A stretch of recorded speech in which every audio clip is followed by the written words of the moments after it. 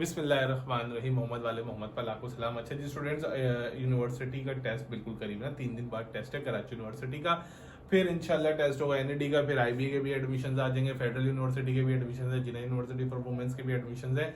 तो तुम लोग किस किस में अप्लाई कर रहे हो मुझे बता देना। लेकिन बहुत अहम चीज जो मैं अभी बताने जा रहा हूँ, वो टिप्स जो कोई भी नहीं देगा भाई, जो कोई भी नहीं देगा। मैंने भी खुद पढ़ के सीखी, फिर मैंने अपने दूसरे स्टूडेंट्स को बताई। अल्हम्दुलिल्लाह इस वक्त सब यूनिवर्सिटी के अंदर मौजूद हैं कि सर पढ़ना किस तरीके से, 3 दिन रह गए हैं मेरे पास, पढ़ना किस तरीके से है या पेपर को किस तरीके से क्रैक करूं, मैं अपने एग्जाम को किस तरीके से क्रैक करूं कि भाई वो क्लियर हो जाए।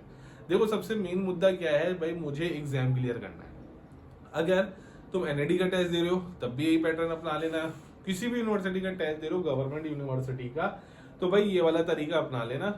बहुत अच्छे टिप्स हैं जो मैं आप लोगों को बताने जा रहा हूँ कि पढ़ना किस तरीके से, कम वक्त के अंदर ज्यादा और एफिशिएंट किस तरीके से पढ़ना है।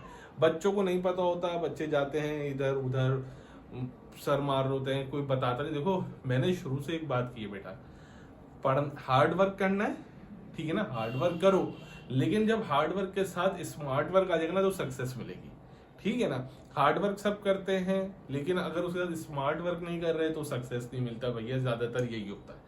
ठीक, तो आज का मैं तरीका बताने वाला हूँ कराची यूनिवर्सिटी वाले बच्चों, क्योंकि अभी सबसे पहले जो है वो कराची यूनिवर्सिटी का ही टेस्ट होगा, ठीक है ना। तो कराची यूनिवर्सिटी वाले बच्चों, तुम लोगों ने करना क्या है, किस तरीके से काम करना है, ट्रिक्स क्या है, तरीका क्या है। अभी भी 3 दिन है, आराम से हो सकता है। ये जो गलतियां मैं बता रहा हूँ ये छोड़ देना, ठीक है ना। पढ़ना किस तरीके से, सिंपल बता रहा हूँ, पूरा पूरा पढ़ने की जरूरत नहीं है भाई, टाइम नहीं है मेरे पास ना मैं पूरा पूरा पढ़ सकता हूँ। देखो जब मैं पढ़ने बैठता था ना, जब मैं एग्जाम दे रहा होता था, ठीक है, मैंने भी कराची यूनिवर्सिटी से पढ़ा, बैचलर्स किया, मास्टर्स किया, एमफिल किया, तो अब था क्या, जब आप पढ़ने बैठते हो ना दिमाग के अंदर ना एक सॉन्ग चलता है, एक गाना चलना शुरू हो जाता है मेरे हिसाब से, यार पास होंगे नहीं होंगे, यार ये जो हम पढ़ रहे हैं ये पेपर में आएगा नहीं आएगा, कितने % चांसेस हैं कि ये पेपर के अंदर आ जाएगा, अच्छा इसके साथ कुछ और भी पढ़ लेता हूँ शायद वो आ जाए। ऐसे सवालात किस किस के दिमाग में आते हैं, मतलब ये जो गाना बजना शुरू होता है ये किस किस के दिमाग में बजना शुरू हो जाता है। फिर उसके साथ कहते हैं यार अगर मैं फेल हो गया तो क्या करूंगा, ठीक है ना, चलो प्लान बी बना लेते हैं।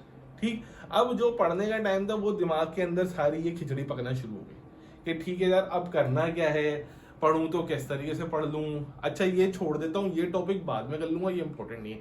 देखो बेटा एक चीज मैं तुम लोगों को बहुत अहम बता दूं, 50% सिलेबस जो होता है ना, 50%, उसी में से आपका 70 to 80% पेपर आ रहा होता है।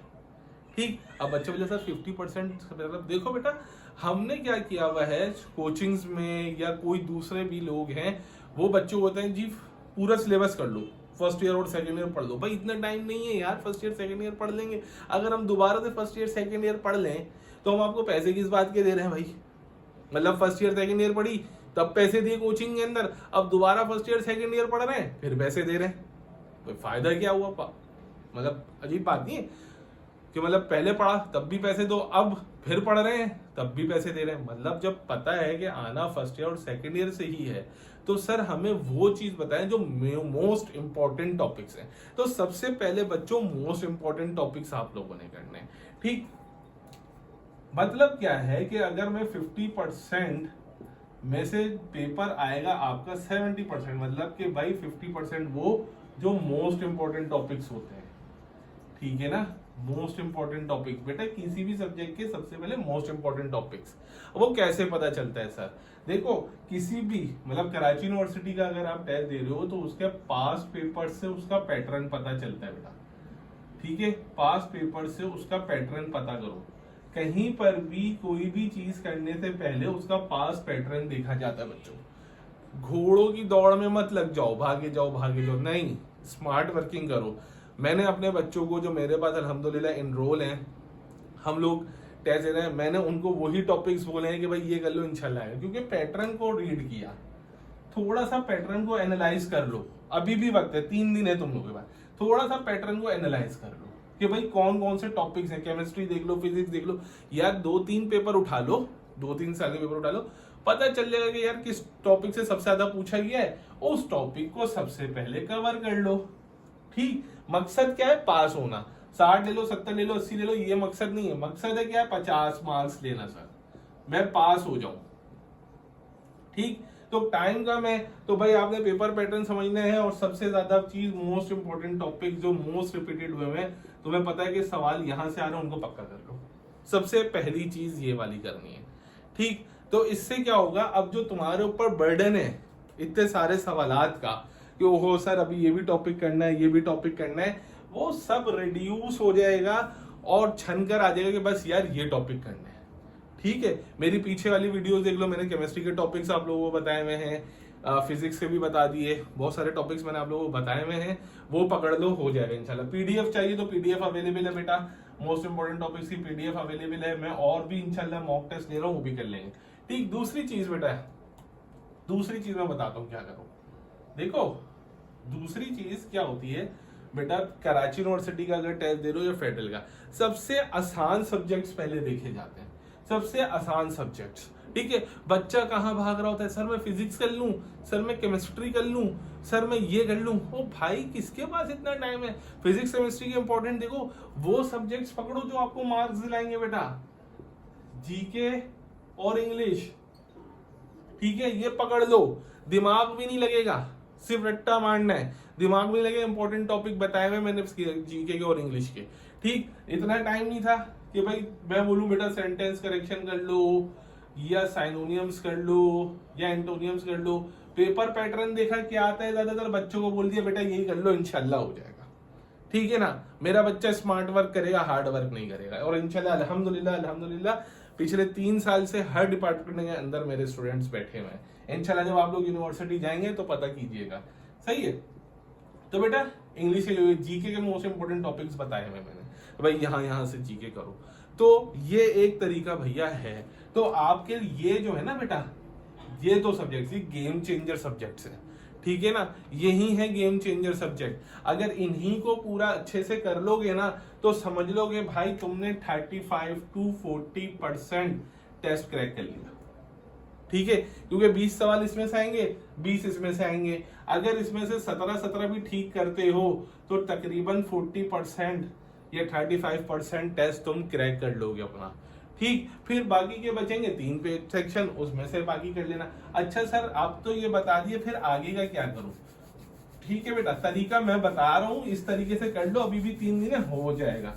ठीक, ये नहीं करो। अच्छा जी, सबसे पहली चीज बेटा रिड्यूस करो सिलेबस को। मतलब सर क्या, मटेरियल इकट्ठा नहीं करो, चल उसका भी दे दें, उसका भी दे दें, उसका भी दे दें, उसका भी दे दें, उसका भी दे दें।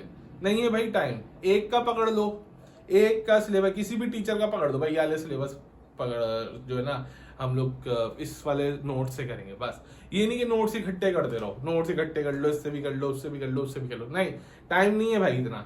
नोट्स रिड्यूस करो, एक नोट्स पकड़ो, उसी के अंदर सारा सब कुछ हाईलाइट करो, सारे काम करते रहो। ठीक है, ये मैं तुम लोगों को बहुत अच्छी ट्रिक बता रहा हूं। अब सर लेकिन हमारे पास टाइम नहीं है, और अब क्या करूं बच्चों? देखो भाई, जीके और इंग्लिश की तैयारी कर ली? जी सर कर ली, बेहतरीन कर ली। कैसे पता चलेगा?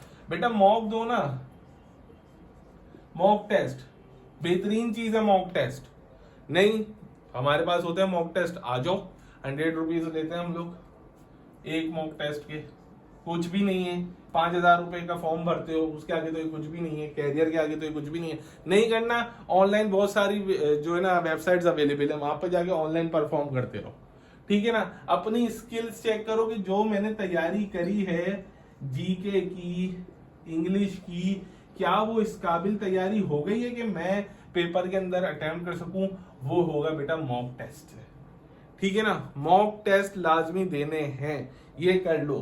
ठीक है, ताकि पता चले। अभी 3 दिन है भाई, आराम से हो जाएगा, रॉकेट साइंस नहीं है, 3 दिन आराम से हो जाएगा। सर 5वीं चीज और बहुत अहम चीज, सर मुझसे सारे सब्जेक्ट तो नहीं होंगे, मतलब ठीक है मैं जीके और इंग्लिश कर लूंगा, लेकिन मेरे पास इतना टाइम नहीं है कि मैं फिजिक्स कर सकूं, मैथ भी कर सकूं, बायोलॉजी भी कर सकूं, या जो सब्जेक्ट्स पीछे बचे हैं 3 कर सकूं। मत करो, किसने कहा नहीं है टाइम भाई, मत करो। स्मार्ट, मैंने पहले ही बोला स्मार्ट वर्किंग करो। ये 2 तो आप लोगों ने कर लेना। उसके बाद तुम देखो कि तुम्हारी ग्रिप किसके अंदर है। मैथ्स में ग्रिप है ना, तो मैथ्स के इंपॉर्टेंट टॉपिक्स उठा के करना शुरू कर दो भैया। खुद तुम्हें पता होगा कि तुम्हारी ग्रिप किसके अंदर है। मैथ्स की ग्रिप है, मैथ्स के इंपॉर्टेंट टॉपिक उठाओ, करना शुरू कर दो। ठीक भाई, एक थोड़ी सी अपनी नींदें खराब कर लो ना, नींदें खराब कर लो, वैसे भी तो रात रात भर जागते रहते हो, ठीक, तो थोड़ी सी नींद खराब कर लो, 3 दिन रह गए हैं, ये कर लेना। मैं एग्री में मैथ्स कर लो। सर मुझे फिजिक्स अच्छा आता है, तो भैया फिजिक्स करो। सर मुझे बायो अच्छी आती है, तो बायो के टॉपिक्स करो। मैं ये नहीं कह रहा कि फर्स्ट ईयर और सेकंड ईयर पढ़ना शुरू कर दो। मैं क्या कहता हूं, मैं ये कह रहा हूं बेटा इंपॉर्टेंट टॉपिक्स करो, उसके सॉल्यूशन करो, गूगल पे जाओ, एमसीक्यूज ढूंढ लो, उनको सॉल्व करना शुरू कर दो। सही है यार, मैं कहता हूं अगर टेस्ट क्रैक ना हो तो फिर बोलना, इस तरीके से कर लो, ठीक है ना। मतलब पहले जीके हो गया, फिर तुम्हारा इंग्लिश हो गया, फिर तुम्हारा वो ऑप्शनल सब्जेक्ट, मान लो मैथ तुम्हें अच्छा लगता है वो कर लो, पीछे फिर अगर तुम्हारे पास टाइम बचता है कोई दूसरे सब्जेक्ट से लो। लेकिन जो ये 3 करो वो ऐसे होने चाहिए भैया सबके अब्बू कि भाई जान कहीं से भी दे दोगे कर लेंगे, ठीक है ना। अब बाकी फिजिक्स केमिस्ट्री वगैरह तो 9 और फर्स्ट ईयर सेकंड ईयर में तो इतनी पढ़ी होगी ना भाई कि कुछ ना कुछ तो कर ही दोगे ना, 4-5 सवाल तो कर ही दोगे।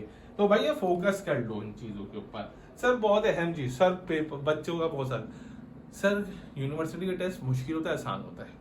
भैया देखो, जिसने तैयारी करी उसके लिए आसान, जिसने तैयारी नहीं करी उसके लिए मुश्किल। अगर मुश्किल है तो फिर सबके लिए मुश्किल होगा। एग्जाम हॉल के अंदर देखना एक दूसरे को, अगर सबके पसीने बह रहे होंगे तो इसका मतलब है सबके लिए मुश्किल है, ठीक है ना। और सब मुस्कुरा रहे होंगे तो इसका मतलब है जो सबके लिए आसान है तो तुम्हारे लिए भी आसान है, लेकिन तुम्हें इसलिए मुश्किल लग रहा होगी क्योंकि तुमने नहीं पढ़ा होगा। तो भाई पढ़ लो, टाइम है, बहुत आसानी से पढ़ सकते हो। पेपर के अंदर सर मैं बहुत अहम टिप दे रहा हूं, बहुत अहम टिप दे रहा हूं। जिसने ये वीडियो लास्ट तक देख ली ना वो मुझे कमेंट के अंदर लाजमी बताना। बेटा पेपर के अंदर सबसे पहले जो सेक्शन अटेम्प्ट करने हैं वो जीके और इंग्लिश ही करने हैं, ठीक है। एक एमसीक्यू के ऊपर 30 सेकंड से ज्यादा मत लगाना। अगर तुम 30 सेकंड 40 सेकंड से ज्यादा लगाते हो तो इसका मतलब है तुम दूसरे वाले एमसीक्यू का टाइम खा रहे हो। सही है, ये भाई बहुत इंपॉर्टेंट टिप्स बताई है मैंने तुम्हें, कर लोगे दुआएं दोगे इंशाल्लाह। बाकी जो मेरे स्टूडेंट हैं वो ये वीडियो देख रहे हैं तो नीचे कमेंट लाजमी करना कि भैया तैयारी किस तरीके की चल रही है तुम लोगों की।